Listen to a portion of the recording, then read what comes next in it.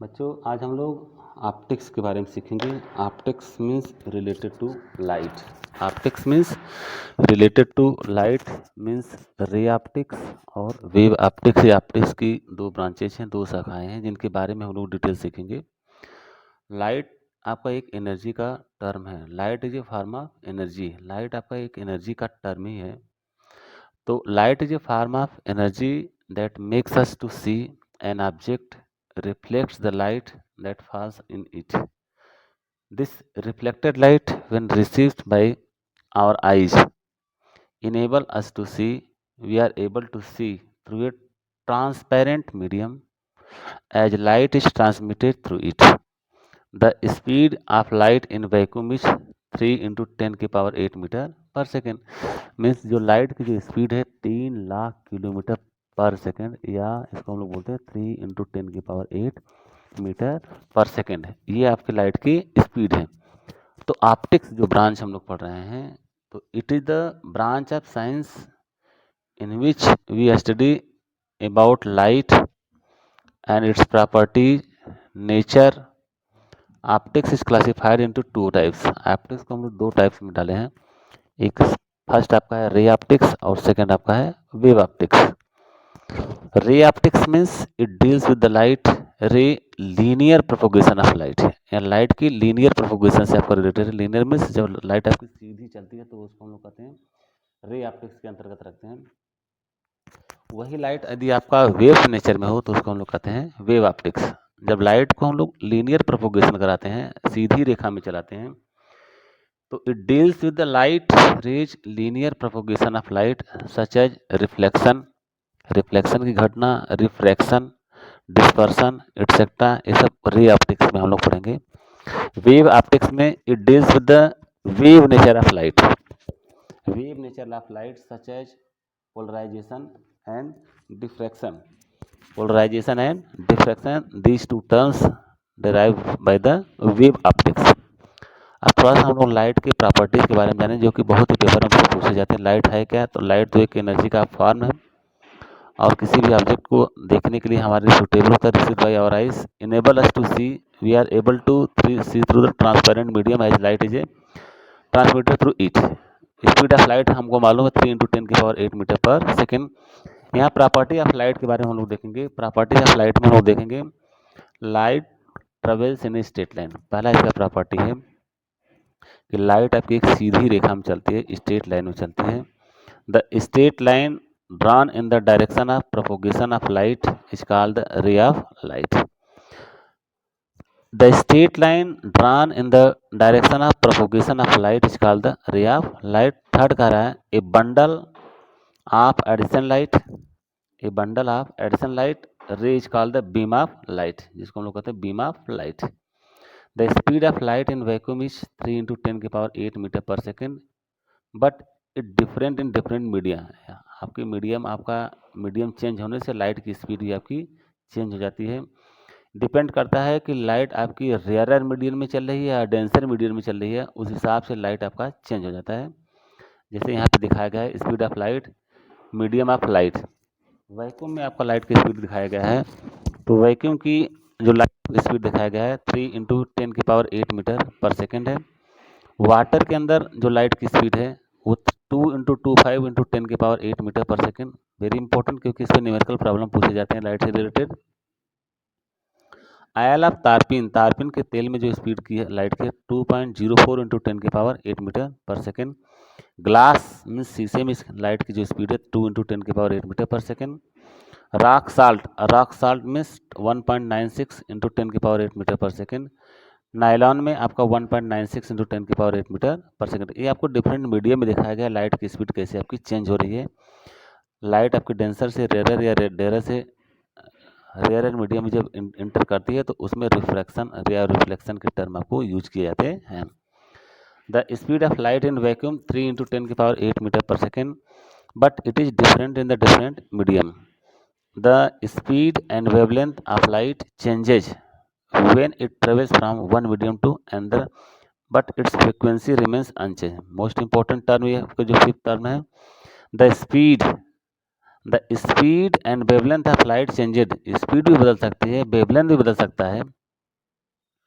When it travels from one medium to another medium, एक medium से दूसरे medium में लाइट की एंट्री करने पे स्पीड भी चेंज हो सकती है, वेवलेंथ भी चेंज हो सकता है, लेकिन फ्रीक्वेंसी में चेंजिंग नहीं होती। फ्रीक्वेंसी मीन्स पर सेकंड में कितने आपके साइकिल कंप्लीट कर रहे हैं, मीन्स कितने वेव्स फॉर्म कर रहे हैं, एक सेकंड में कितने वेव्स आपके बन रहे हैं, वो टोटल नंबर ऑफ वेव्स आपके फिक्स होंगे, तब टोटल नंबर ऑफ रेज आपके फिक्स रहेंगे, जबकि उसके वेवलेंथ और स्पीड में चेंजिंग हो सकती है।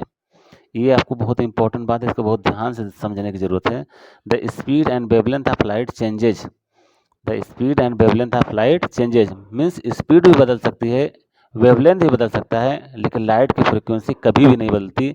और अगर एक मीडियम से दूसरे मीडियम में एंट्री करती है तो एक मीडियम से दूसरे मीडियम में जाने पर लाइट की स्पीड और वेवलेंथ चेंज हो सकते हैं, लेकिन फ्रिक्वेंसी भी कोई प्रभाव नहीं पड़ता है। फ्रिक्वेंसी मीन्स एक सेकेंड में कितने साइकिल वो कंप्लीट कर सकती है, एक सेकेंड में कितने वेव्स बनते हैं, वो नंबर ऑफ वेव्स आपके फिक्स होंगे, नंबर ऑफ वेव्स फिक्स होंगे। अगर उनकी वेवलेंथ छोटी होगी तो स्पीड ज़्यादा होगा, वेवलेंथ बड़ा होगा तो स्पीड कम होगी। The sun, stars and other astronomical body in the universe are the natural sources of light. Light हमारी कहाँ से आती है, सन से आती है, स्टार से आती है, और other astronomical body in the universe are the natural source of light.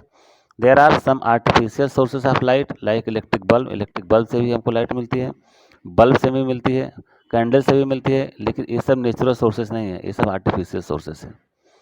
Shadow, shadow जिसको हम लोग बोलते हैं छाया, जब भी हम लोग दिन में चलते हैं या लाइट की प्रेजेंस में चलते हैं तो हमारी एक छाया बनती है जो हमारे साथ साथ चलती है। ये डिपेंड करता है कि जो लाइट हमारे ऊपर जो पड़ रही है वो कितने डिग्री के एंगल में पड़ रही है, उस तरह से हमारे शैडो छोटा भी हो सकता है, बड़ा भी हो सकता है, बहुत छोटा हो सकता है, बहुत बड़ा भी हो सकता है।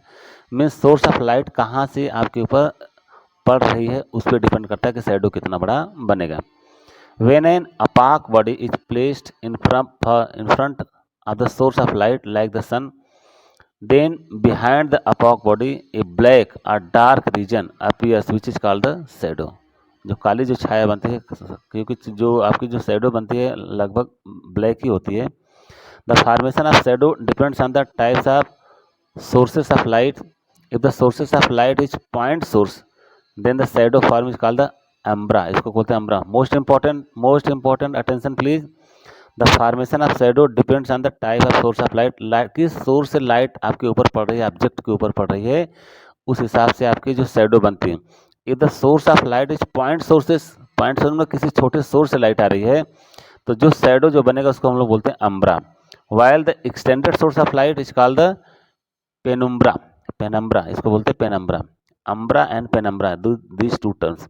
अब यहाँ पे हम लोग पढ़ेंगे इक्लिप्स के बारे में, जिसको हम लोग कहते हैं ग्रहण, हिंदी में बोलते हैं इसको हम लोग ग्रहण। और ग्रहण आपके दो तरह के होते हैं, एक सोलर इक्लिप्स होता है, एक ल्यूनर इक्लिप्स होता है। इक्लिप्स मीन्स चंद्र ग्रहण और सूर्य ग्रहण जो होते हैं। तो पहले हम लोग देखेंगे सोलर इक्लिप्स। सोलर इक्लिप्स कब होता है, इसमें लाइट का क्या प्रभाव पड़ता है, सन से क्या रिलेटेड होता है अर्थ पे, उसके बारे में हम लोग देखेंगे यहाँ पे। It is a natural phenomena, ये आपका एक प्राकृतिक फिनोमिना है, cause due to the sunlight, इस सनलाइट के कारण होती है। सनलाइट के कारण आपका नेचुरल फिनोमिना है जिसके कारण सूर्य ग्रहण होता है या सोलर इक्लिप्स बोलते हैं। These are of two types, ये दो तरह के होते हैं, solar eclipse and lunar eclipse. Solar eclipse means सूर्य ग्रहण जिसको हम लोग बोलते हैं, लूनर इक्लिप्स मीन्स जिसको हम लोग चंद्र ग्रहण बोलते हैं। Solar eclipse means when the moon comes between the sun and earth, जब सन और अर्थ के बीच में मून आ जाता है, जब सन और अर्थ के बीच में मून आ जाता है तो सन से चलने वाली लाइट, टोटल लाइट आपके अर्थ पे नहीं पड़ती है, और जिस भाग पे लाइट नहीं पड़ती है वहाँ पे हमको अंधेरा दिखाई पड़ता है, और सूर्य का भाग हमको कटा हुआ दिखाई पड़ता है यहाँ के लोगों को। तो when the moon comes between the sun and the earth, then the shadow of the moon falls upon the earth, and from the shadow region the sun is not visible, and thus position is called the solar eclipse। this eclipse may be full or partial, ये आपका full हो सकता है, partial भी हो सकता है, means हल्का भी हो सकता है, और फुल भी हो सकता है। Means the eclipse may be full or partial। full solar eclipse occurs on the day of full moon। Second हम लोग देखेंगे लूनर इक्लिप्स, जिसको हम लोग कहते हैं चंद्र ग्रहण। जब सूर्य और चंद्रमा, सूर्य और चंद्रमा means sun and moon. Sun and moon के बीच में अर्थ आ जाए, सन एंड मून के बीच में आपकी अर्थ की एंट्री हो जाए, सन और मून के बीच में अर्थ की एंट्री हो जाए तो ल्यूनर इक्लिप्स मीन्स चंद्र ग्रहण। तो चंद्र ग्रहण हमको रात में दिखाई देता है, चंद्र ग्रहण हमको रात में दिखाई देता है। When the earth comes between the sun and the moon then the shadow of the earth falls on the moon. Shadow of the earth या जो सूर्य से जो लाइट जो चल रही है बीच में अर्थ के आ जाने से इसकी जो छाया जो बनती है ये मून के ऊपर पड़ती है। तो यहाँ से मून हमको थोड़ा थोड़ा भाग दिखाई नहीं देता है, कभी कभी पूरा भाग भी नहीं दे सकता है, दिखाई दे सकता है, कभी कभी थोड़ा भाग मतलब पार्शियल एंड फुल भी हम लोग इक्लिप्स देख सकते हैं। तो जब सन और मून के बीच में अर्थ आ जाए तो सन से चलने वाली लाइट जो है ये आपके अर्थ बीच में आने से इतनी लाइट आपकी यहाँ पे मून के ऊपर नहीं दिखाई देगी, जिसके कारण मून का जितना भाग हमको शैडो पड़ेगा वो भाग हमको दिखाई नहीं देगा और उसको हम लोग कहते हैं lunar Eclipse. When the earth comes between the sun and the moon then the shadow of the earth falls on the moon, then the shadow region of the moon is not visible and this position is considered as the lunar eclipse. This eclipse may be full or partial. ये eclipse आपका full भी हो सकता है और partial भी हो सकता है। full lunar eclipse occurs on the day of the new moon.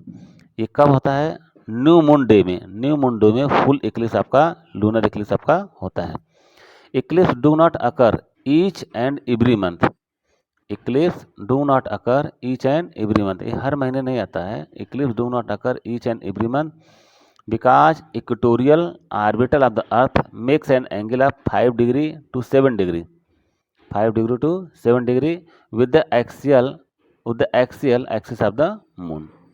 अब यहाँ पे हम पढ़ेंगे reflection of light, most important जो आपके न्यूमेरिकल प्रॉब्लम के लिए आपको समझने के लिए बहुत ही ज़रूरी है।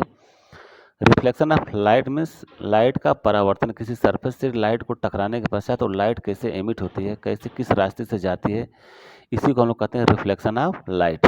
तो जो लाइट हमारे किसी सरफेस के ऊपर पड़ती है उसको हम लोग बोलते हैं इंसिडेंट लाइट। लाइट जिस सरफेस के ऊपर पड़ती है उसको हम लोग इंसिडेंट लाइट बोलते हैं, और सरफेस पे पड़ने के पश्चात लाइट जो वापस जाती है उसको हम लोग बोलते हैं reflected ray.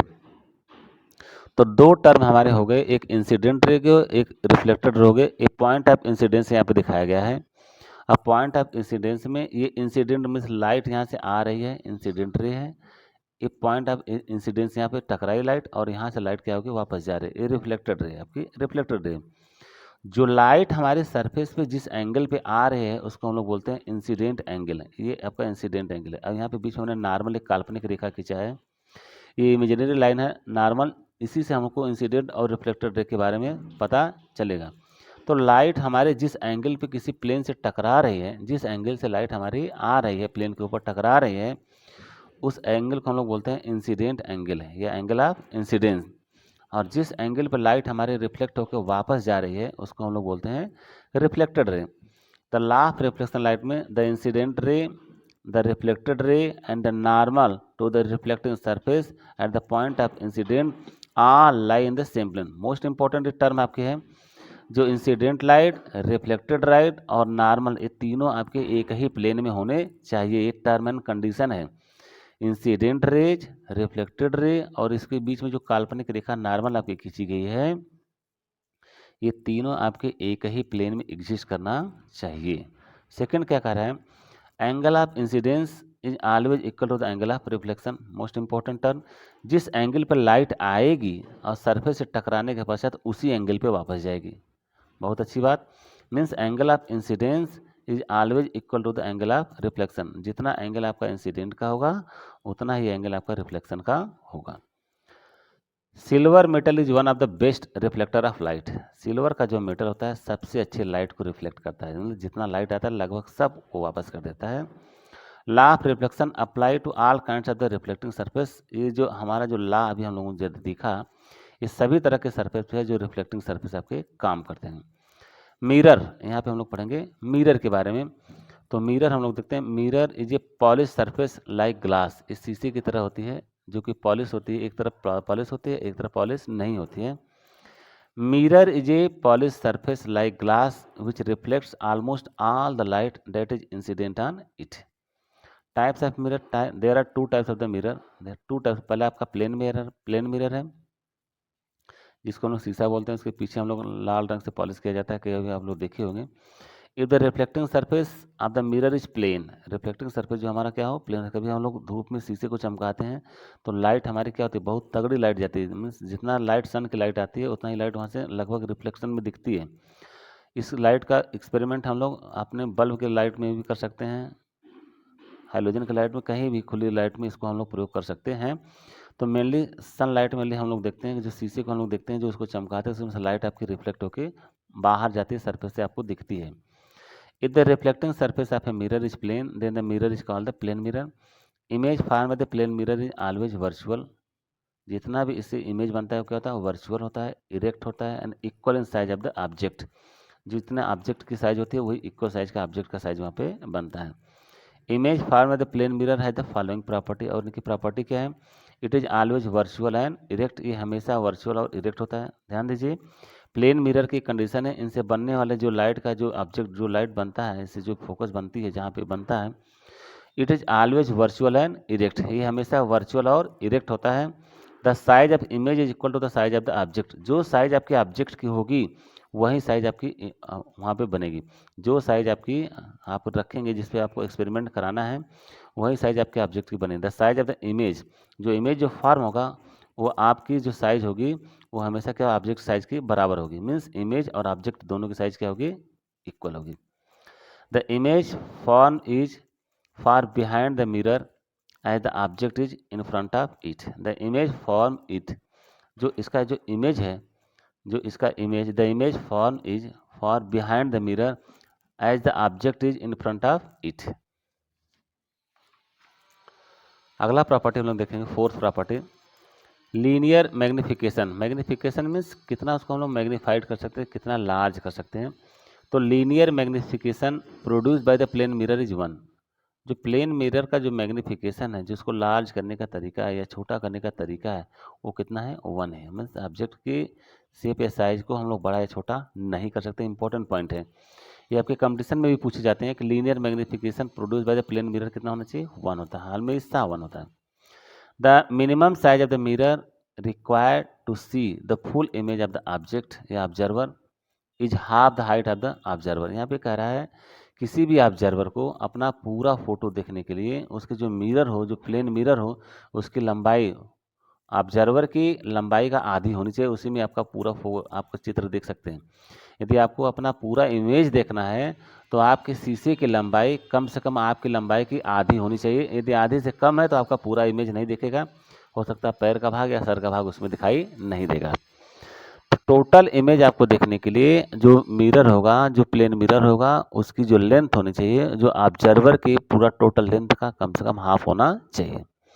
The minimum size of the mirror required to see the full image of the observer is half the height of the observer.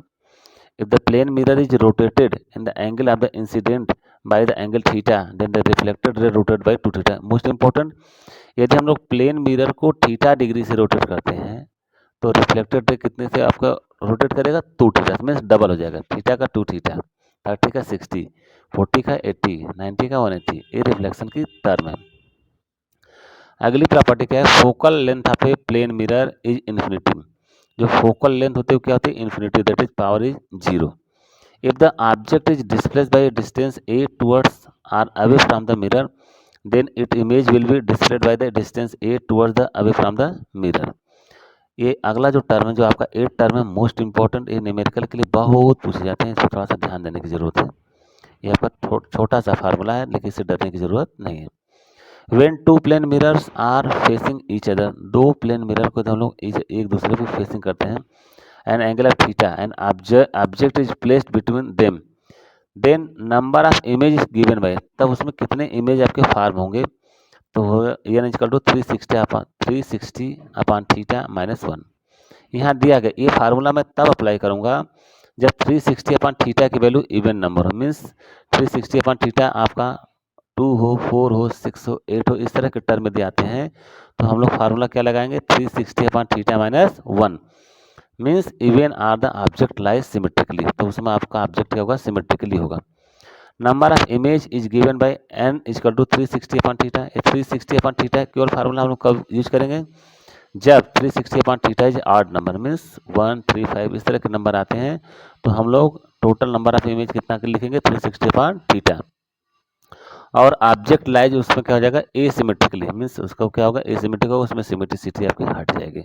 Spherical mirror हम लोग देखेंगे the highly polished curve surface whose reflecting surface is cut part of the hollow glasses sphere is called the spherical mirror.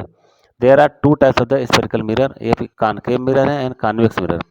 तो concave mirror में हम लोग क्या करते हैं बाहरी भाग को पॉलिश करते हैं और अंदर को हम लोग ऐसे ही छोड़ देते हैं मीन्स ये आपका रिफ्लेक्टिंग सरफेस है। कॉन्वेक्स में हम लोग अंदर जो आपका जो कर्वेचर वाला भाग है जो अंदर वाले भाग को हम लोग पॉलिश कर देते हैं और बाहर वाला भाग आपका रिफ्लेक्शन का काम करता है। इसको ध्यान से समझिए, कॉनकेव मिरर है कॉन्वेक्स मिरर। कॉनकेव मिरर में आपका केव मतलब केव आपका सही है मीन्स बाहरी सरफेस आपका पॉलिश्ड है। कॉन्वेक्स में आपका अंदर का आपका पॉलिश्ड है, बाहर का आपका रिफ्लेक्टिंग सरफेस है। तो concave mirror the spherical mirror whose reflecting surface is inwards and outward surface is polish is called the concave mirror. It is also called the converging mirror because it is generally use to converge the beam of the light after the reflection. इसको हम लोग converging mirror भी बोलते हैं, light को converge करती है। Convex mirror ये आपका कॉन्वेक्स मिरर है। A spherical mirror whose outer surface is reflecting, ये आउटर सरफेस क्योंकि अंदर वाले भाग तो हमने पॉलिश कर दिया है, बाहर वाला भाग आपको लाइट को क्या करेगा रिफ्लेक्ट करेगा। A spherical mirror whose outer surface is reflecting the inner surface is polished is called the convex mirror. इसकी डेफिनेशन है। It is also called the diverging mirror because it generally diverges beam of the light after the reflection. Important term related to the spherical mirror, centre of curvature. इसमें हम लोग क्या क्या use कर सकते हैं सेंटर ऑफ कर्वेचर, तो ये आपको समझने की ज़रूरत है। जो स्फेरिकल मिरर हम लोग पढ़ चुके हैं स्फेरिकल मिरर में हम लोगों ने देखा कॉन्वेक्स मिरर और कॉनकेव मिरर, दो तरह के मिरर हैं। इसमें आपको एक टर्म आपको जानना जरूरी है centre of curvature.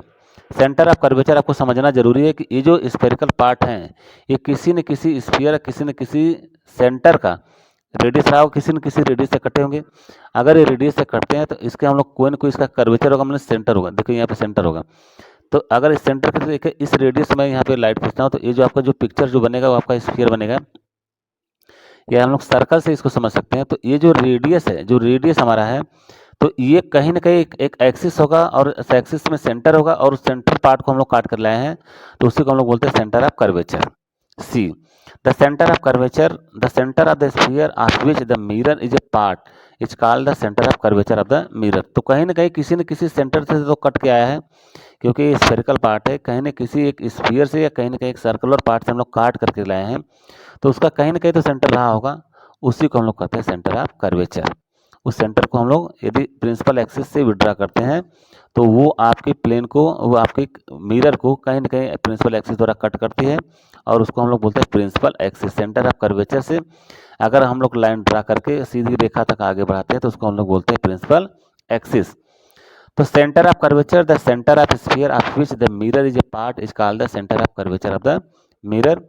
Radius of curvature, ये रेडियस ऑफ कर्वेचर होगा मीन्स सेंटर से लेकर के प्रिंसिपल एक्सिस तक यदि हम लोग सीधी लाइन खींचते हैं तो जो डिस्टेंस हमारी जो बनती है उसको हम लोग कहते हैं रेडियस ऑफ कर्वेचर। तो radius of curvature means like a radius, radius of curvature the radius of sphere of which the mirror is part is called the radius of the curvature of the mirror. Principal axis means जो centre आपका मिला है, centre से जो हम लोग इसके जिसको हम लोग बोलते हैं, अगर स्फीयर हम लोग लेंगे सर्कुलर लेंगे तो सरकमफेरेंस को बोलेंगे।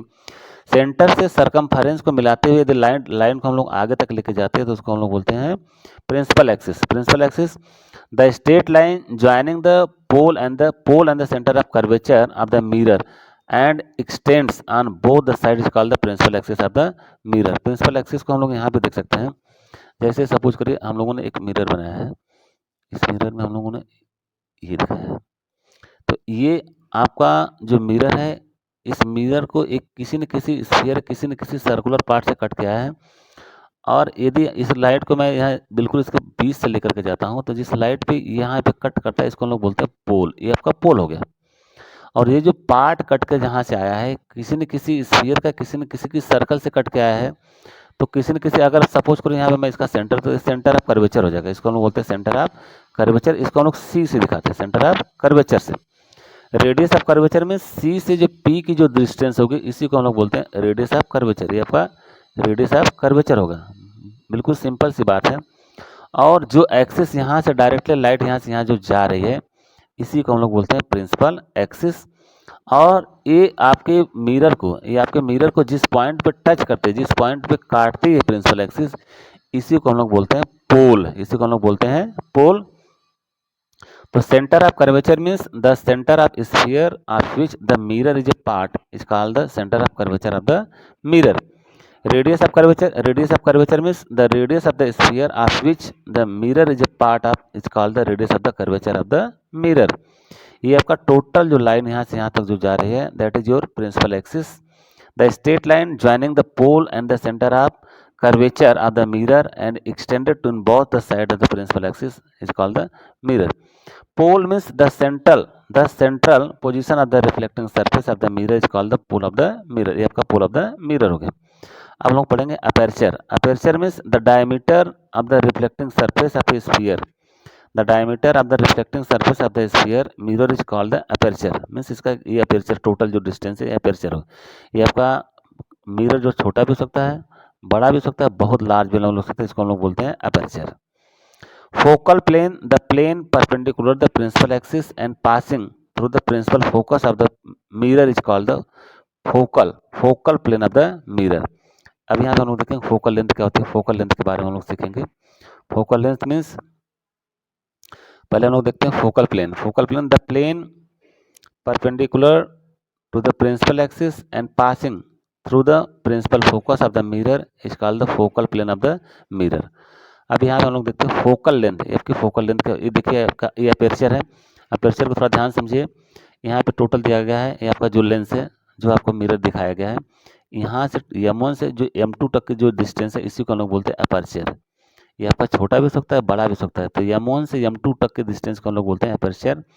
और यहाँ पे जिस पॉइंट में प्रिंसिपल एक्सिस यहाँ पे कट करता है आपके मिरर को, इसी को हम लोग बोलते हैं पोल। ये आपका फोकस है, ये आपका फोकस पॉइंट है, ये आपका सेंटर ऑफ कर्वेचर है। इस कर्व का सेंटर में जिस कटिंग पार्ट है जिसका ये आपका मिरर, उसका ये सेंटर है। और ये लाइन जो हमारी जो सीधी जा रही है that is your principal axis, that is your principal axis. तो यहाँ पे रेडियस ऑफ कर्वेचर दिखाया गया मीन्स यहाँ से ये डिस्टेंस है, मीन्स पोल से लेकर के सेंटर ऑफ कर्वेचर सी से लेकर के पी तक की दूरी जो है वो radius of curvature means radius है। एक कॉनकेव मिरर और कन्वर्जिंग मिरर, कॉनकेव मिरर को हम लोग कहते हैं कन्वर्जिंग मिरर। ध्यान दीजिए, दोनों को याद करने में आपको आसानी होगी। कॉनकेव मीन्स कन्वर्जिंग, और यहाँ पे कॉन्वेक्स और डाइवर्जिंग। कॉन्वेक्स मीन्स डाइवर्जिंग, ये डाइवर्जिंग आपका मिरर है। अब यहाँ पे दिखाया गया फोकल लेंथ एफ। जो फोकल लेंथ एफ क्या होता है पहले इसको हम लोग समझेंगे। The distance between the principal focus, ये आपको principal, the distance between the principal focus and pole of the mirror. ये देख रहे हैं pole of the mirror means यहाँ से एफ के और पी के बीच में जो दूरी है, प्रिंसिपल फोकस और पोल के बीच में जो डिस्टेंस है, the distance between the principal focus and pole of the mirror is called the focal length of the mirror. If the aperture of the mirror is small then F equal to कितना हो जाएगा R/2। यदि aperture मतलब छोटा आपका है तो उसमें एफ इक्वल टू कितना हो जाएगा R/2 means radius of curvature का हाफ होता है। मोस्ट इंपॉर्टेंट ये आपका टर्म एंड कंडीशन है। If the aperture of the mirror is small, यदि अपर्चर आपका छोटा होता है तो फोकल लेंथ कितनी होगी F equal to R/2 means R means क्या होगा रेडियस ऑफ कर्वेचर का आधा होगा। प्रिंसिपल फोकस जो उसको हम लोग दिखाते हैं एफ से। यहाँ पे कॉन्वेक्स मिरर के लिए दिखाया गया है प्रिंसिपल फोकस एफ है, तो इसका रेडियस ऑफ कर्वेचर यहाँ पे मिलेगा एक, क्योंकि ये कॉन्वेक्स है। कॉनकेव का रेडियस ऑफ कर्वेचर यहाँ पे मिलेगा मीन्स इसका पार्ट सेंटर, यदि मैं इसको बनाऊँ स्फीयर की तरह तो इसका टोटल जो स्फीयर बने तो सेंटर ऑफ क्या इधर ही आएगा, तो यह सेंटर ऑफ कर्वेचर यहाँ हो जाएगा। ये आपका टोटल यहाँ से M1 के M2 के बीच में अपर्चर हो गया। ये फोकल लेंथ हो गया, एफ से लेकर पी के बीच की दूरी, और सी से लेकर पी तक की दूरी को हम लोग कहते हैं रेडियस ऑफ कर्वेचर मीन्स इसका रेडियस हो गया। एक कॉन्वेक्स और डाइवर्जिंग मिरर का पिक्चर है, एक कॉनकेव आधा कन्वर्जिंग मिरर का पिक्चर है। तो F is your focal length. तो एफ आप समझ गए होंगे, एफ की जो डिस्टेंस है प्रिंसिपल फोकस और पोल के बीच की जो डिस्टेंस होती है that is your focal length. R आपका रेडियस ऑफ कर्वेचर है। अब हम लोग पढ़ेंगे इमेज के बारे में। इमेज कहाँ बनेगा मीन्स कोई भी चित्र का जो इमेज बनेगा वो कहाँ पे बनेगा। The light ray coming from the point after the reflection meet at another point or paper appear to come from the another point, then the second point is called the image of the first point. If the light ray coming from a point, फिर से समझिए, if light ray coming from A point after reflecting, light जिस source से आ रही है, object जिससे वहाँ पे आ रही है, और सरफेस से टकराने के पश्चात जहाँ पर लाइट रिफ्लेक्शन के पश्चात जो इमेज बनता है उसी को हम लोग कहते हैं image. If light ray coming from the point after reflection meet at the another point or appear to come from the another point, then the second point is called the image of the first point. Types of image, कितने तरह की image का formation होता है इसको हम लोग देखेंगे. There are two types of the image. पहला आपका रियल इमेज होता है, दूसरा आपका वर्चुअल इमेज होता है. Real image means if the light ray coming from a point actually meet after reflection, then the image is formed called the real image. If the light ray coming from the point actually meet, actually में वो मिलती हुई हमको image दिखाई देती है, that is your real image.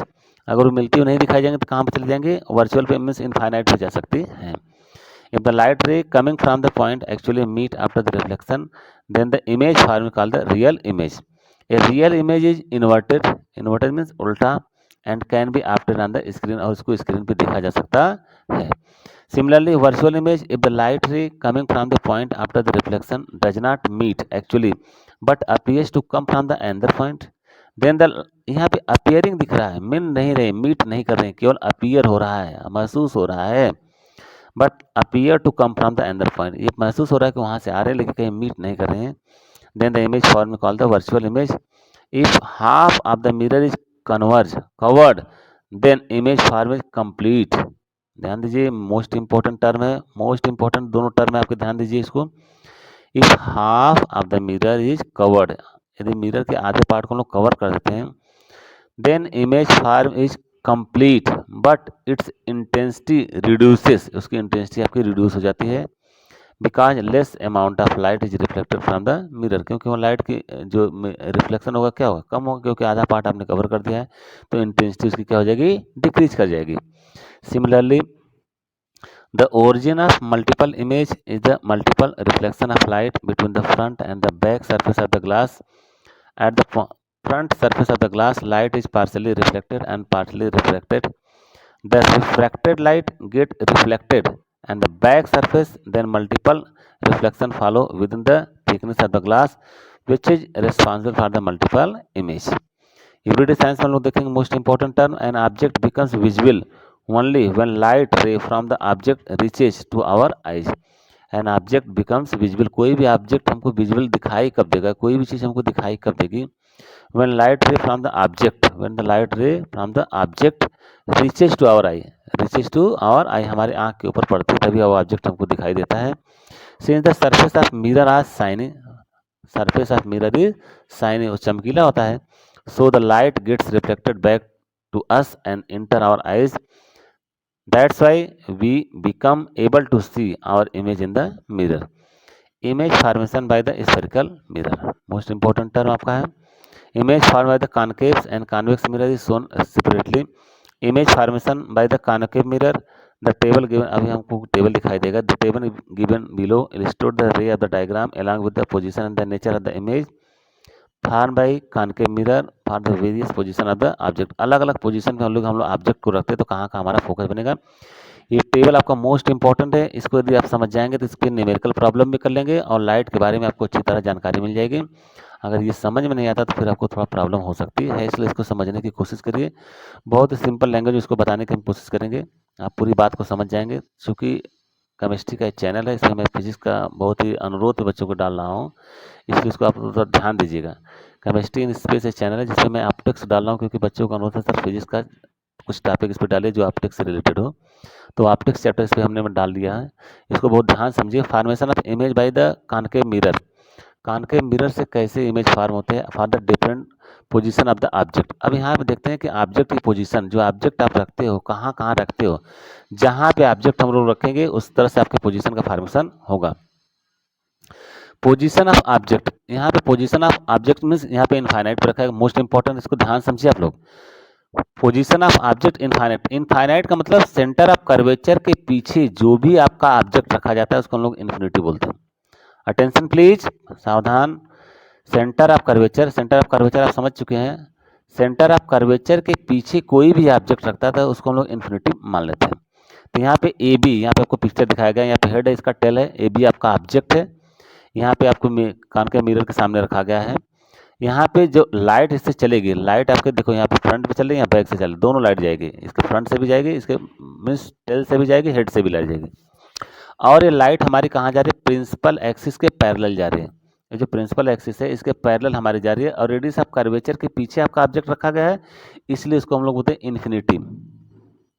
यहाँ से जब लाइट चलेगी तो इस प्लेन यहाँ से टकराएगी और इसकी लाइट यहाँ पे टकराएगी और यहाँ से लाइट टकराने के पश्चात ये लाइट यहाँ से रिफ्लेक्ट होगी और ये लाइट यहाँ पे रिफ्लेक्ट होगी और ये दोनों जो लाइट जो रिफ्लेक्ट होते हैं और इस पॉइंट प्रिंसिपल एक्सिस से पॉइंट यह पे मिलती है, इसको हम लोग बोलते हैं प्रिंसिपल फोकस। तो पोजीशन ऑफ इमेज हमारा जो बनेगा कहाँ पे बनेगा? फोकस पे बनेगा। At focus are the focal plane. अब यहाँ पे जो हमारा जो इमेज बनेगा उसका नेचर क्या होगा? रियल होगा, आपका रियल पिक्चर बनेगा, इन्वर्टेड होगा, एक्सट्रीमली डिमिनिश्ड इन साइज, बहुत ही छोटी साइज का आपका पिक्चर यहाँ पे बनने वाला है जब आपकी लाइट इन्फिनिटी से आ रही है तब। सेकेंड पार्ट में देखते हैं, beyond the centre of curvature but at the finite distance.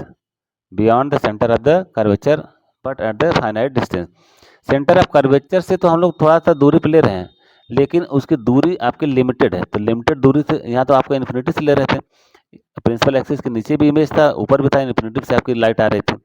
यहाँ centre of curvature principal axis के हम लोग ऊपर से ले रहे हैं, थोड़ा सा एक फाइनाइट डिस्टेंस ले रहे हैं, beyond the centre of curvature but at the infinite distance. तो ये लाइट जो हमारी जो चलेगी प्रिंसिपल एक्सिस के ऊपर, चूंकि आपका ऑब्जेक्ट है तो लाइट का फॉर्मेशन यहाँ से चलेगा और यदि लाइट यहाँ से चलती तो दो लाइट हमको भेजने की, एक प्रिंसिपल एक्सिस के पैरेलल लाइट जाएगी और एक प्रिंसिपल एक्सिस से यहाँ फोकस से होते हुए जाएगी।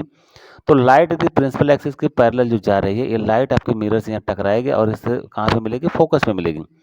और जो लाइट इस तरह से जो प्रिंसिपल फोकस से जा रही है वो लाइट रिफ्लेक्ट होकर यहाँ पे प्रिंसिपल एक्सिस के पैरेलल हो जाएगी। ध्यान दीजिएगा आप लोग, अटेंशन प्लीज।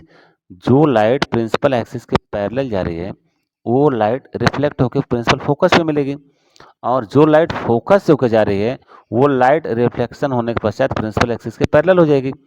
मीन्स ये लाइट आपकी एक रिफ्लेक्ट यहाँ हो रही है, दूसरी लाइट आपकी रिफ्लेक्टेड यहाँ हो रही है और इन दोनों के जो कटिंग पॉइंट है, जिस पॉइंट पे दूसरे को कट करते हैं, यहीं पे हमारा इमेज का फॉर्मेशन होगा। और इमेज देख रहे हैं, इमेज जो हमारा जो बन रहा है प्रिंसिपल एक्सिस के नीचे बन रहा है। फिर से समझिए, अटेंशन प्लीज। ये जो लाइट हमारा जो सेंटर ऑफ कर्वेचर से एकदम फाइनाइट डिस्टेंस पे कोई ऑब्जेक्ट रखते हैं और कंडीशन क्या है कि जो ऑब्जेक्ट हमारा है वो प्रिंसिपल एक्सिस के ऊपर है, तो यहाँ से हमको दो लाइट भेजनी है। एक लाइट तो आप भेजेंगे जो प्रिंसिपल एक्सिस के पैरेलल है, प्रिंसिपल एक्सिस के पैरेलल लाइट भेजेंगे और दूसरी लाइट भेजेंगे हम लोग यहाँ से फोकस से भेजेंगे। तो जो लाइट प्रिंसिपल एक्सिस के पैरेलल होगी, जो लाइट प्रिंसिपल एक्सिस के पैरेलल होगी वो कहाँ से जाएगी? प्रिंसिपल फोकस से होकर जाएगी। और जो लाइट प्रिंसिपल फोकस से होकर जा रही है वो लाइट आपकी प्रिंसिपल एक्सिस के पैरेलल होकर के वापस जाएगी। तो इस तरह से ये लाइट एक दूसरे को कहाँ पे कट करते हैं? पॉइंट बी पे कट करते हैं और पॉइंट बी पे कट करने के पश्चात प्रिंसिपल एक्सिस से जो इसकी जो डिस्टेंस होगा यही आपका इमेज का फॉर्मेशन होगा। Means between focus and centre of curvature, focus और सेंटर ऑफ कर्वेचर के बीच में हमारा इमेज का यहाँ पे फॉर्मेशन हो रहा है। तो हमारा पोजीशन ऑफ इमेज कहाँ बन रहा है? Between focus and the centre of curvature. और जो रियल जो बन रहा है इमेज, इसका नेचर क्या है? रियल है, ये आपका ओरिजिनल बन रहा है। इन्वर्टेड मीन्स उल्टा है एंड डिमिनिश और छोटी साइज का है, छोटी साइज का है। थर्ड कंडीशन क्या है? थर्ड कंडीशन हम लोग देख रहे हैं at the centre of curvature. Most important point, most important point, इस पर आपसे न्यूमेरिकल प्रॉब्लम बहुत पूछे जाते हैं। At the centre of curvature, आपने सेंटर ऑफ कर्वेचर पे ही आपके इमेज का रुख दिया है, जो आपने ऑब्जेक्ट को रखा है वो सेंटर ऑफ कर्वेचर पे ही रखा है। मीन्स ए डैश और यहाँ पे देख रहे हैं ए डैश और यहाँ पे बी डैश, यहाँ पे कोलैप्सिंग हो गया है, देख रहे हैं। तो ए डैश, यहाँ A dash B dash means centre of curvature से जो लाइट आप रखेंगे, जिस ऑब्जेक्ट को आप सेंटर ऑफ कर्वेचर पर रखेंगे इमेज को, तो यहाँ पे इमेज भी इसी पे बनेगा। मीन्स जहाँ से ऑब्जेक्ट चलेगा इमेज भी आपका फॉर्मेशन उसी पे होगा। कब? जब हम लोग प्रिंसिपल एक्सिस के यहाँ पे देखो ऑब्जेक्ट ऑफ फॉर्मेशन और सेंटर ऑफ कर्वेचर पे रखते हैं, तो सेंटर ऑफ कर्वेचर पे जिस ऑब्जेक्ट को रखेंगे उसका इमेज भी सेंटर ऑफ कर्वेचर पर ही बनेगा। तो यहाँ पे देखिए, यहाँ पे दिखाया गया है ए बी, और यहाँ पे दिखाया गया है ये कोलेप्शन दिखाया गया ए डैश बी डैश। तो देख रहे हैं जस्ट इसी के नीचे इन्वर्टेड आपका पिक्चर फॉर्म हो रहा है। तो यहाँ से लाइट जो ए बी आपको रखी है, जो ऑब्जेक्ट होगा, इस ऑब्जेक्ट को हमने क्या देखा, जस्ट इसके एक हमने पैरेलल लाइट, प्रिंसिपल एक्सिस के पैरेलल लाइट हमने भेजा, और एक प्रिंसिपल फोकस से हमने लाइट भेजा। तो जो लाइट हमारी प्रिंसिपल एक्सिस के पैरेलल जा रही है, वो लाइट हमारे फोकस से होते हुए सीधे चली जाएगी, फोकस से होते हुए वापस चली जाएगी। और जो लाइट हमारी फोकस से होकर के जा रही है वो प्रिंसिपल एक्सिस के पैरेलल हो जाएगी, और यहाँ पे पॉइंट ए डैश पे कट करती है, तो ए डैश बी डैश हमारा इमेज फॉर्म हो रहा है, और इनकी साइज क्या हो गई, इक्वल होगी। जो आपका ऑब्जेक्ट ए बी है और ऑब्जेक्ट का जो इमेज जो फॉर्म हो रहा है ए डैश बी डैश, इनकी साइज क्या है, इक्वल है, इन्वर्टेड है, मीन्स साइज आपका इक्वल है, इन्वर्टेड है, उल्टा है। ये आपके प्रिंसिपल एक्सिस के ऊपर बना है, ये प्रिंसिपल एक्सिस के नीचे बना है, और क्या है, इरेक्टेड है, इन्वर्टेड है। तो at the centre of curvature, तो इनका इमेज का जो फॉर्मेशन होगा सेंटर ऑफ कर्वेचर पे होगा, रियल बनेगा, इन्वर्टेड होगा, और इक्वल टू द ऑब्जेक्ट होगा। अगला पोजीशन हम लोग between focus and centre of curvature, focus और सेंटर ऑफ कर्वेचर के बीच में यहाँ पर ऑब्जेक्ट रखा गया है। सेंटर ऑफ कर्वेचर और फोकस के बीच में यदि हम लोग ऑब्जेक्ट रखते हैं, तो इसका जो हमारा जो पिक्चर बनेगा वो क्या होगा, प्रिंसिपल एक्सिस के पैरेलल जाएगा, एक लाइट और एक फोकस हम लोग भेजेंगे। तो जो लाइट हमारी प्रिंसिपल एक्सिस के पैरेलल जाएगी वो फोकस से होकर वापस चली जाएगी, और जो लाइट हमारी फोकस से जा रही है वो प्रिंसिपल एक्सिस के पैरेलल जाएगी। तो लाइट का जो इमेज जो हमारा बन रहा है एक सेंटर ऑफ कर्वेचर के पीछे बन रहा है, दूसरी चीज प्रिंसिपल एक्सिस के नीचे बन रहा है। तो ऑब्जेक्ट को हमने प्रिंसिपल एक्सिस के ऊपर लिया था, लेकिन इमेज का जो हमारा फॉर्मेशन हो रहा है प्रिंसिपल एक्सिस के नीचे हो रहा है, और सेंटर ऑफ कर्वेचर के पीछे हो रहा है। तो इस तरह से हमने देखा, और ये आपका पोल है, यहाँ पे फिर से आपको समझिए, between focus and centre of curvature, focus और सेंटर ऑफ कर्वेचर के बीच में, फोकस और सेंटर ऑफ कर्वेचर के बीच में यदि ऑब्जेक्ट को रखते हैं, तो एक लाइट हमको प्रिंसिपल एक्सिस के पैरेलल भेजनी है, और एक लाइट हमको फोकस से भेजनी है। तो जो लाइट हमारी प्रिंसिपल एक्सिस के पैरेलल जाएगी वो फोकस से होकर वापस जाएगी, और जो लाइट हमारी फोकस से होकर जा रही है यहाँ पे पढ़ने के पश्चात वो रिफ्लेक्ट होकर प्रिंसिपल एक्सिस के पैरेलल जाएगी। तो इन दोनों की लाइट जो यहाँ से रिफ्लेक्टेड है और ये रिफ्लेक्टेड, जहाँ पे एक दूसरे को कट करते हैं, जहाँ पे एक दूसरे से मिलती हैं, वहीं पे इमेज का फॉर्मेशन होगा। और ये फॉर्मेशन कहाँ हो रहा है, सेंटर ऑफ कर्वेचर के पीछे हो रहा है, सेंटर ऑफ कर्वेचर के पीछे हो रहा है। तो लिखा गया है beyond the centre of curvature, beyond the centre of curvature real image है, इन्वर्टेड है, एंड बिगर देन ऑब्जेक्ट, ये ऑब्जेक्ट जो है ए बी से बड़ा बना है, इन्वर्टेड है, और सेंटर ऑफ कर्वेचर के पीछे बन रहा है।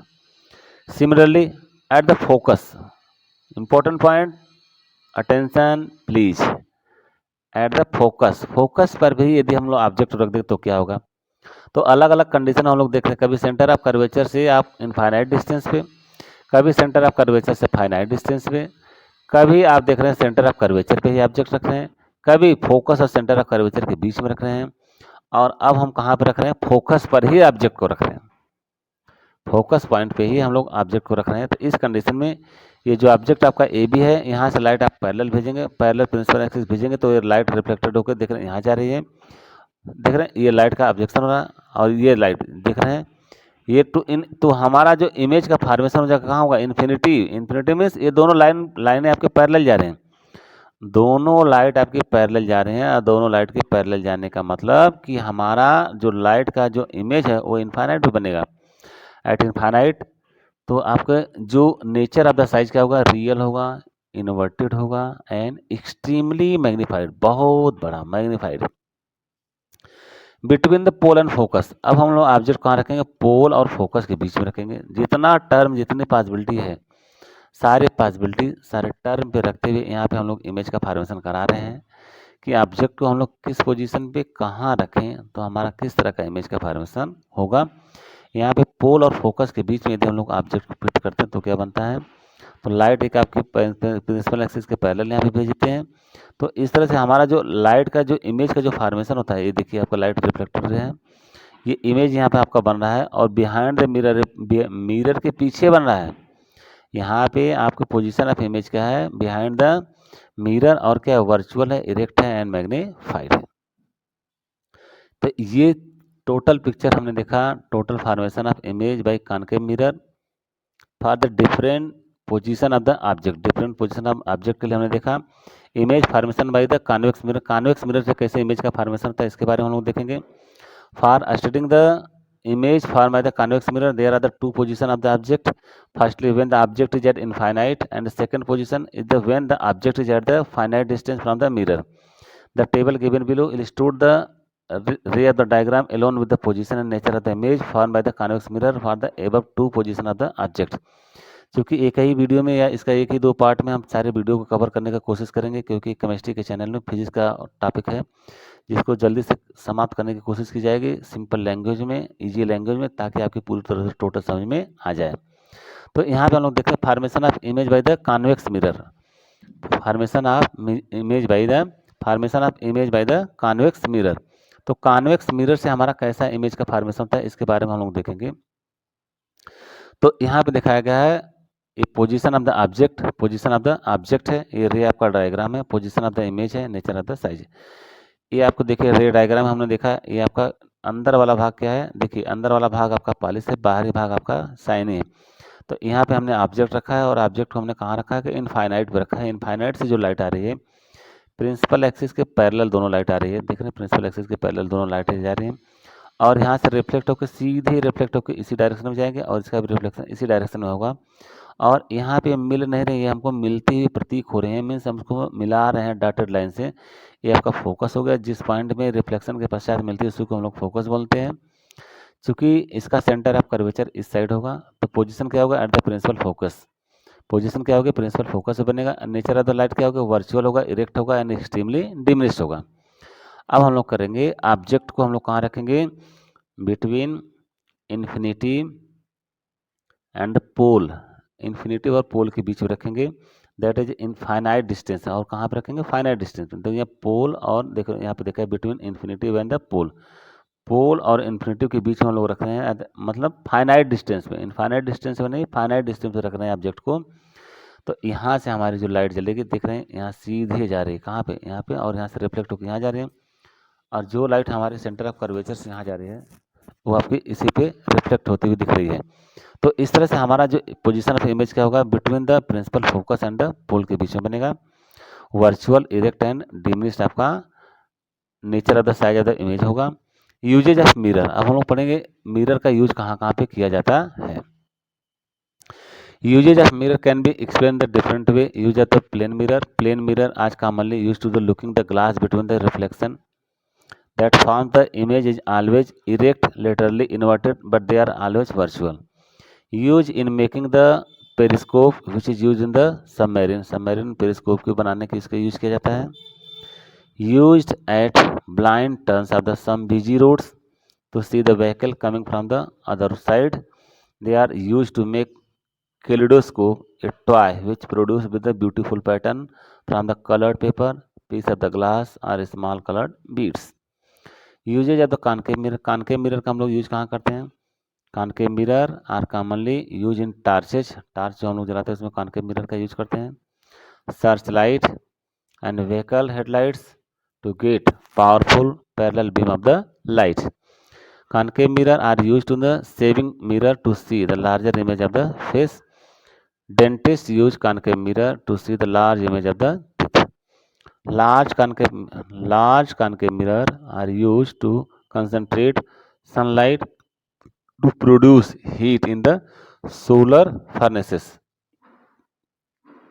Usage of convex mirror, convex mirror का यूज हम लोग कहाँ पे करेंगे, convex mirror are commonly used as the rear view mirror in vehicle because they always give an erect image and have wider field of the view as they are the curve outwards. Big convex mirror are used as a shop security mirror. The shop owner can keep an eye on the customer to look for the thieves, चोरों के लिए, and shoplifters among them. Mirror का formula most important, इस पर numerical problem पूरी तरह से पूछे जाने की पूरी संभावना है। और मिरर के फार्मूले में हम लोगों ने देखा एक आपका ऑब्जेक्ट है और आपका इमेज का फॉर्मेशन हो रहा है। तो ऑब्जेक्ट की पिक्चर को हम लोगों ने देखा, कोई भी ऑब्जेक्ट ले रहे हैं तो उसका इमेज कहाँ फार्म हो रहा है, तो उसकी अलग अलग डिस्टेंस को अलग अलग फार्मूले में हम लोग देखेंगे। किसी को सेंटर ऑफ कर्वेचर से, किसी का रेडियस ऑफ कर्वेचर से, किसी को पोल से डिस्टेंस नापेंगे और उनके अलग अलग फार्मूले को हम लोग देखेंगे। In a spherical mirror, the distance of the object from its pole is called the object distance u. In a spherical mirror, the distance of the object from its pole, पोल से ऑब्जेक्ट की distance, पोल से object की distance को हम लोग small u से दिखाते हैं, इसको आपको ध्यान रखना पड़ेगा। पोल से ऑब्जेक्ट की डिस्टेंस को हम लोग स्मॉल यू से, the distance of the image from the pole to the mirror is called the image distance भी। और इमेज के डिस्टेंस को हम लोग, जो इमेज हमारा बन रहा है उससे पोल तक के डिस्टेंस को हम लोग स्मॉल भी से दिखाते हैं। The distance of the principal focus from the pole is called the focal length. The distance of principal focus from the pole is called the focal length. Focal length क्या होता है? एफ से P की बीच में distance, means capital F और capital P के बीच में जो डिस्टेंस कवर्ड होती है उसको हम लोग बोलते हैं focal length. The relation between the quantities called the mirror formula 1/u + 1/v means 1/u + 1/v equal to 1/f। ये आपका फोकल लेंथ है। यू क्या है? पोल से लेकर के ऑब्जेक्ट की डिस्टेंस है, ये पोल से लेकर के इमेज की डिस्टेंस है। It is value for the all spherical mirror, सभी स्फेरिकल मिरर के लिए फार्मूला आपका बिल्कुल ट्रू है। यू क्या है? पोल से लेकर के ऑब्जेक्ट की डिस्टेंस यू है।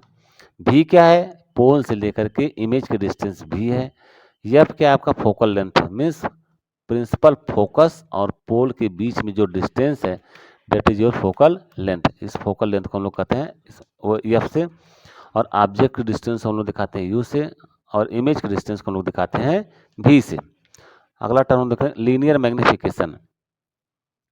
लीनियर मैग्निफिकेशन मीन्स किसी चीज़ को हम कितना मैग्नीफाइड करके देख सकते हैं, कितना इसकी साइज को बढ़ा सकते हैं, इसके बारे में हम लोग देखेंगे। The ratio of the size of the image form by the spherical mirror I to the size of the object O is called the linear magnification by the spherical mirror. It is denoted by m, means m is equal to I/O। I आपका क्या है? Image है, O आपका object है, means I/O is equal to image upon object. m को हम लोग बोलते हैं linear magnification, where I is equal to size of the image, O is equal to size of the object. The expression for the magnification is same for both the concave and the convex mirror.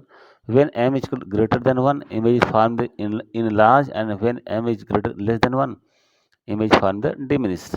When m is positive, image must be erect, that is virtual, and when m is negative, image must be inverted, that is real. In case of concave mirror, m can be positive or negative, but in case of the convex mirror, m is always positive only. Refraction of light, most important light का ये जो term है refraction of light. Refraction of light में हम लोग देखते हैं कि कोई लाइट यदि आती है तो एक मीडियम से दूसरे मीडियम में जब प्रवेश करती है तो नॉर्मल की तरफ या तो झुकती है तो नॉर्मल से दूर चली जाती है।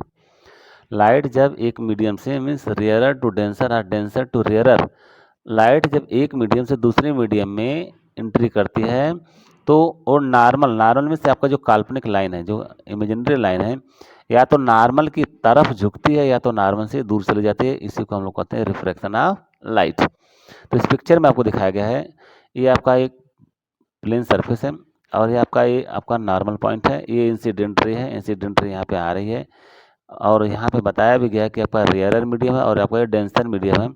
तो डेंसर मीडियम में जब भी बीटा लाइट आएगी तो लाइट क्या होगी? नॉर्मल की तरफ झुक जाएगी, और नॉर्मल की तरफ झुक जाने का मतलब ये आपका इंसिडेंट एंगल आपका ज़्यादा होगा और रिफ्लेक्टेड एंगल आपका क्या हो जाएगा? कम हो जाएगा। जब लाइट रेयरर मीडियम से डेंसर मीडियम में एंट्री करती है, लाइट आपका रेयरर मीडियम से डेंसर मीडियम में जब एंट्री करती है तो उस समय वो नॉर्मल की तरफ झुक जाती है, और नॉर्मल तरफ की तरफ झुकने का मतलब कि आपका रिफ्लेक्टेड जो रेज है, रिफ्लेक्टेड एंगल जो है वो क्या हो जाएगा? कम हो जाएगा। तो यहाँ पे आई आपका ज़्यादा है, आर आपका कम है। कब? जब लाइट आपकी रेयरर मीडियम से डेंसर मीडियम में एंट्री करती है तो वो नॉर्मल की तरफ झुक जाती है। ये आपको ध्यान देना पड़ेगा। अटेंशन प्लीज़, बार बार मैं आगाह कर रहा हूँ, बार बार बता रहा हूँ कि लाइट जब रेयरर मीडियम से डेंसर मीडियम में एंट्री करती है तो लाइट जो है नॉर्मल की तरफ झुक जाती है, और नॉर्मल की तरफ झुकने का मतलब कि आपका रिफ्लेक्टेड एंगल कम हो जाएगा, इंसिडेंट एंगल आपका ज़्यादा होगा, means I is greater than R होगा।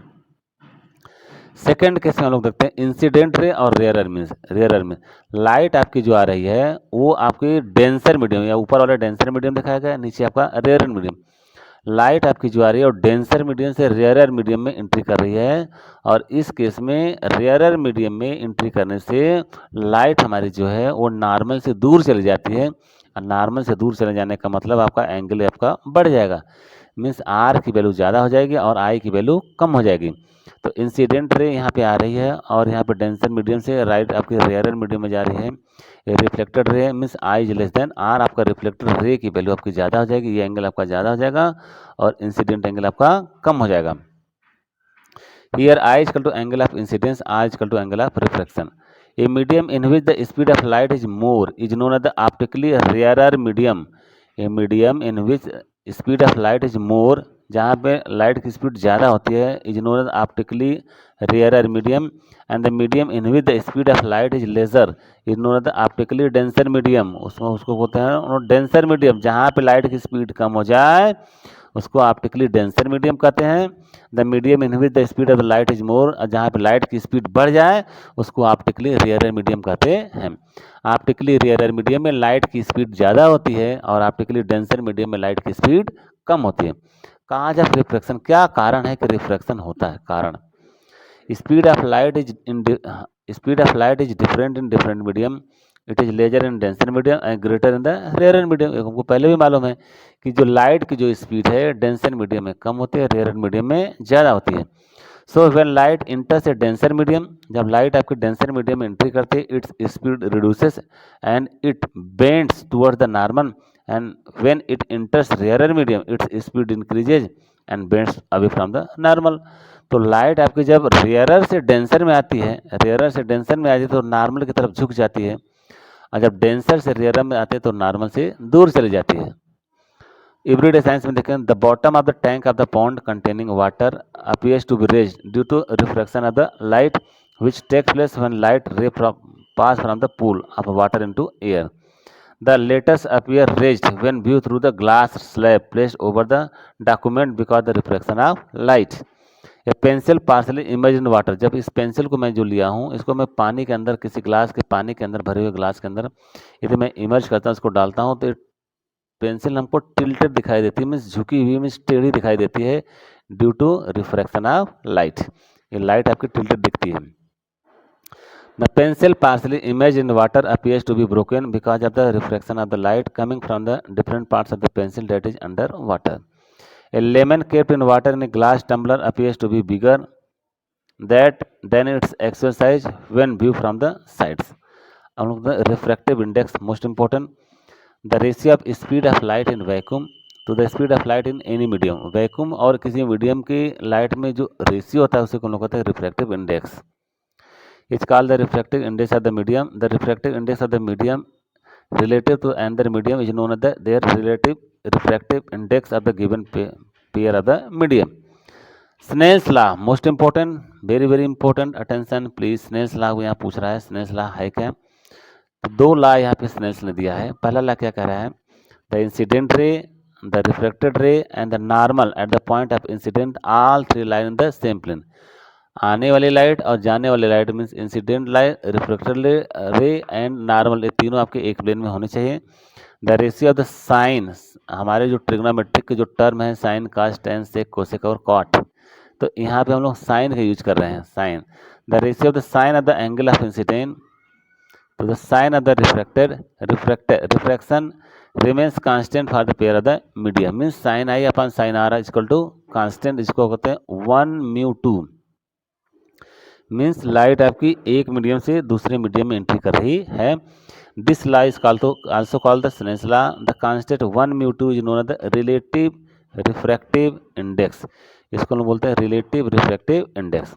Critical angle, most important, the angle of incidence in a denser medium for which the angle of refraction in rarer medium becomes 90 degree is called the critical angle. The angle of incidence in a denser medium, the angle of incidence in a denser medium for which the angle of refraction in rarer medium becomes 90 degree, it is called the critical angle C, इसको हम लोग capital C से दिखाते हैं। The value of critical angle is depends on the nature of the two media and the color of the light. Refractive index of denser medium when rarer medium is air, तो mu equal to 1 upon sine C, जहाँ पे आपका sign सी क्या है? Sign आपका angle का symbol है, सी आपका क्रिटिकल एंगल है। Atmospheric refraction, most important, very important, attention please. Atmospheric refraction, जिसके कारण हम अपने आसपास की घटनाएं देखने को हमको मिलती हैं। The earth atmosphere is not uniform throughout. Earth का जो एटमॉस्फेयर है हर जगह एक जैसा नहीं है। Its density goes on changing. Its density goes on changing as we move up or down. It can be considered to be the consistent or layer of the different density which acts as a rarer or denser medium with respect to the one another. The refraction of light due to these layers is called the atmospheric refraction. At the sunrise and sunset, the sun appears flatter. This apparent flattering of the sun disk is also due to the atmospheric refraction. Atmospheric refraction. Some phenomena based on the atmospheric refraction में twinkling of star जो है आपका refraction का कारण है, important है। The twinkling of star is due to the atmospheric refraction of light as the light from the star enters the earth atmosphere. It undergo refraction due to the varying optical density of the air at various altitude. The continuously changing atmosphere refracts the light by the different amounts. In this way, the starlight reaching our eyes increases and decreases continuously and the star appears to be twinkling at the night. ये रात में तारों को टिमटिमाना कैसे टिमटिमाते हैं इसके बारे में हमको बताया गया पीछे। The stars seem higher than they actually appear. The stars seem higher than they actually appear. As the light from the star enters the earth atmosphere, it undergoes atmospheric refraction and bends toward the normal and position of the each time. The upper layer of the atmosphere are rarer than that of the lower layer. The apparent position of the star is slightly different from its actual position. The star appears slightly higher than its actual position when viewed nearer to the horizon. Most important topic आपका है।